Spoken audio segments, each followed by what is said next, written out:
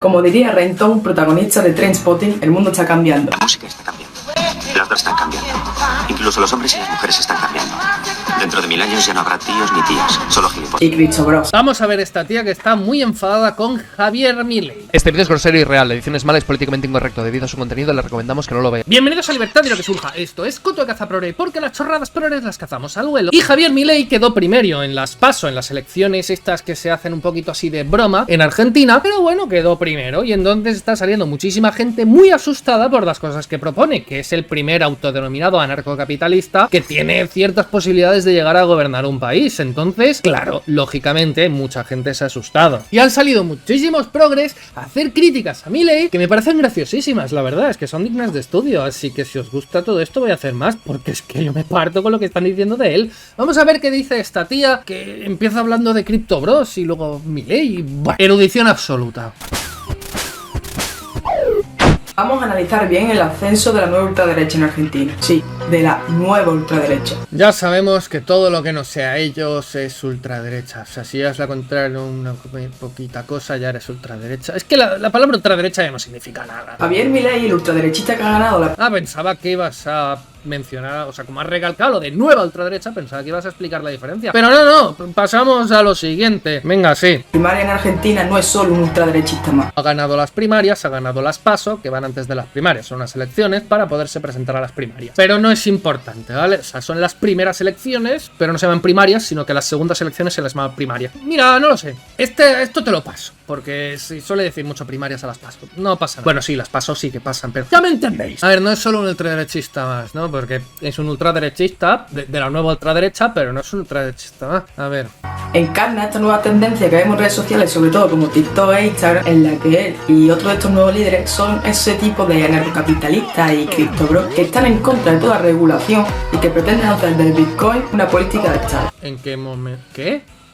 ¿Cómo? A ver, el que hizo con lo del Bitcoin una política de Estado fue Bukele, ¿vale? No Javier Milei. Y de hecho fue una medida que se criticó bastante desde los círculos libertarios, liberales, anarcocapitalistas y demás. Porque básicamente es intervencionismo estatal, es gastar dinero del contribuyente en Bitcoin, es hacer una inversión estatal que nadie le había pedido. Lo que quiere Javier Milei es dolarizar la economía, que ya entraremos en eso, y dejar a la gente tranquila con sus bitcoins. Eso no es una política de Estado, es todo lo contrario, es dejar a la gente en paz y no meter el Estado en eso. Pero...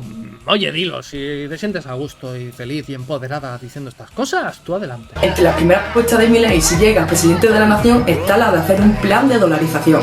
Quiere combatir la inflación dolarizando la moneda, como si el dólar no sufriera la inflación. Quiere dolarizar la economía como si el dólar no tuviera inflación.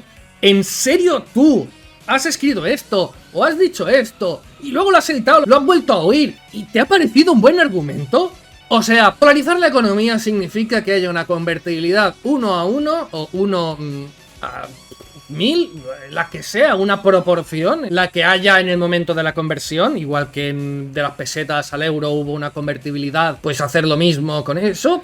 Es así de simple, bueno, es más complejo, ¿vale? Pero para simplificar. Y entonces, con eso se acaba la emisión monetaria de pesos. En teoría, porque pueden hacer trampa igualmente, seguir imprimiendo pesos. Y entonces que haya un desajuste, que eso ya en Argentina se probó más o menos y fue un colapso absoluto. Pero si se mantiene la proporción, no hay ningún problema. En Ecuador se hace así y va perfecto y hay muy poquita inflación. Y a ver, que tú me digas que no tiene sentido porque el peso sí tiene inflación, pero el dólar también. Claro, porque es lo mismo una inflación de 113% anual que del 3% anual, 0, -1. Es lo mismo, es exactamente la misma cosa. O sea, la inflación bajará del 100 y pico por ciento al 2%, pero sigue habiendo inflación. O sea, esto es como si una persona se cura el cáncer, luego pilla un resfriado tonto, sin más. Dice, sí, pero sigues enfermo, ¿eh? Bueno, creo que la cosa ha mejorado. O sea, que el argumento en contra de la dolarización sea que el dólar también tiene inflación, es que me parece lamentable. Como si el Bitcoin no sufriera eso de la inestabilidad económica. ¿Qué me estás contando del Bitcoin? Si no quiere bitcoinizar Argentina, quiere dolarizarlo. ¿Qué importa la inestabilidad? Si quiere dejarlo simplemente a los usuarios que lo compren si quieren y si no, no. Ya está, ¿qué importancia tiene eso? Otro de los puntos importantes a tratar es el de uno de sus discursos más famosos, en el que dice: por eso les dije que yo no venía a guiar corderos, venimos a despertar leones.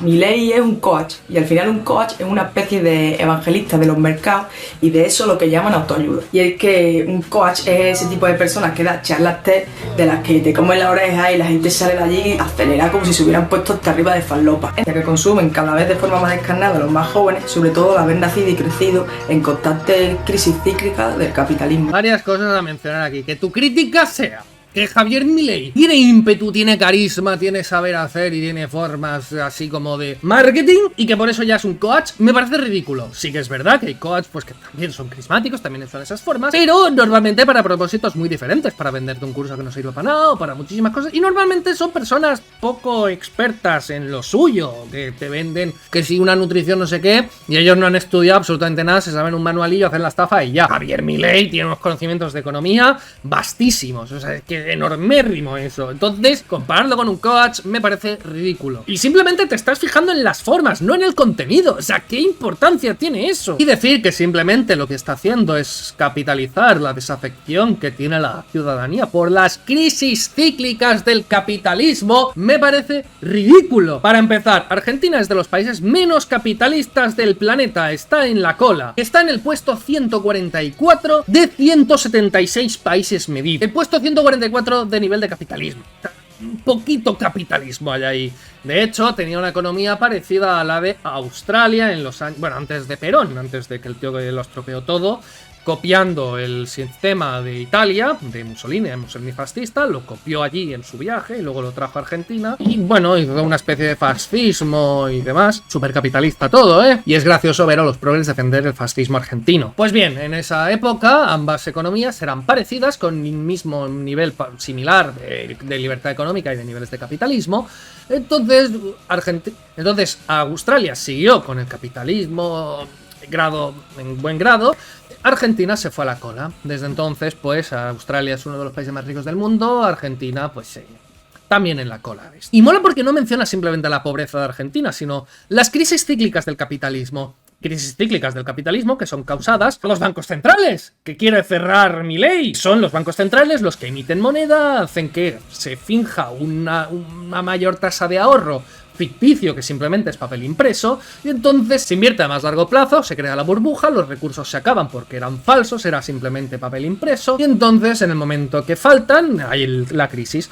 Esto es un resumen enorme. Tengo vídeos dedicados a las crisis, si os interesa, en la lista de reproducción Anarcocapitalismo y Economía que tengo aquí en el canal Libertad de lo que surja en YouTube. Pero bueno, vamos a seguir con esto porque tiene tela. Esta situación y esta desafección, pues estos populistas salen como si tuvieran la receta mágica para acabar con todos estos problemas. Pues básicamente parecerse a países prósperos y no a países paupérrimos como Cuba, Venezuela y demás. O sea, claro, si quieres copiar las recetas económicas de Irlanda, de Luxemburgo y tal, pues seguramente te irá mejor que si copias las cubanas. ¿Esto es populismo? Cuando no son más que el carbón que sigue avivando la llama que emerge de este fuego. ¿Qué? Sobre todo porque son los que creen en la desregulación del mercado y en que el Estado no debe controlar nada y que el estado del bienestar es una alarma. Son los que creen en la desregularización del mercado, mientras que el mercado privado es quien te sube el precio de la vivienda, quien te sube el precio de la luz, quien te sube el precio del gas, quien te sube el precio de los combustibles y quien no te deja vivir porque solo hacen que especular con nuestras vidas. O sea, acabas de hablar de la inflación, que está causada precisamente por el Banco Central, por imprimir dinero, por la intervención del Estado, y luego dices que es el capitalismo el que sube los precios. No es el Estado el que imprimiendo dinero devalúa la moneda y por lo tanto suben los precios, que los precios realmente no suben, baja la moneda. Pero tú sé feliz con eso, no pasa nada. Y en cuanto a la desregulación, si es buena o mala, te lo voy a explicar con un ejemplo súper simple. Imagínate que los incels, estos tipos que no ligan ni para atrás, empiezan a montar muchas protestas, muchas revueltas, queman muchas cosas, destruyen muchas cosas, se organizan y hacen un manifiesto incel y hacen revoluciones por lo largo del mundo y montan sindicatos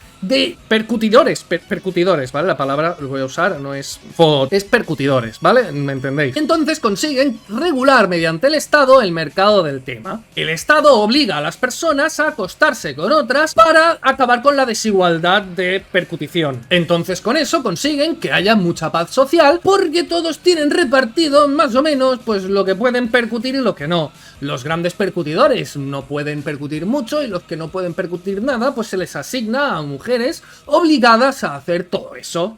Eso es la regulación estatal, en un campo que pues no te gustaría demasiado que estuviera esta regulación, mientras que en otros campos sí que lo toleras, ¿vale? Pero Imagínate que está en este campo donde a ti no te gusta. Obviamente sería inmoral forzar a las personas a hacer algo, sea por alguien o por lo que sea, que ellos mismos no quieren. Obligar está mal. Entonces, independientemente de si eso beneficia a la mayor parte de la población o no, es totalmente inmoral porque violentizar está mal, y es forzar, y es contra consentimiento, y es por la fuerza. Yo creo que se queda claro bastante que eso es inmoral. Pues ahora imagínate que esto no lo aplicamos al mercado de la percusión, o al mundo de la percusión, si no lo quieres llamar mercado, lo aplicamos a la economía. Ahora la gente tiene que trabajar y un monto de lo que cobra o de lo que produce no va para ellos mismos, sino que se lo queda el Estado. Entonces estaría trabajando la mitad para él y la otra mitad sería un esclavo. Mitad o 20% o el porcentaje de esclavitud que a ti te parezca correcto.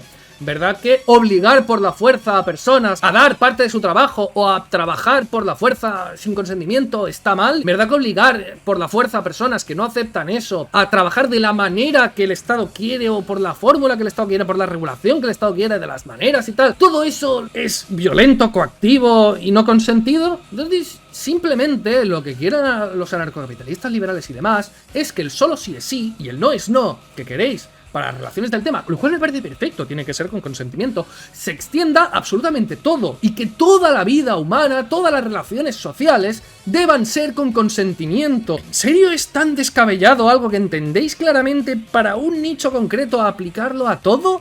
¿Por qué la vida no puede ser toda consentida? Incluso este señor llama aberración a la justicia social, que es una herramienta más de redistribución de la riqueza para que todos podamos vivir en libertad. Pues como la redistribución de la percusión. Llaman partido Libertad Avanza, pero entienden la libertad como un bien de consumo más al que solo se puede acceder dependiendo de tu capacidad de renta. Porque, como diría nuestro ruso favorito, ¿libertad para qué? Para todo excepto para la coacción.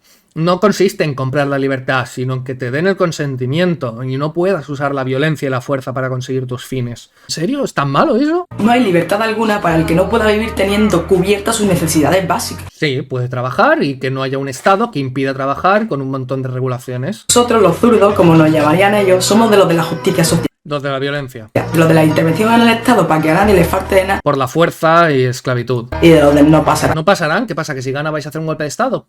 Los demócratas. Pues estas son las críticas a mi ley. A mí me parecen graciosísimas. Suscríbete si te interesan y si quieres más, pídemelo. Un saludo y nos vemos.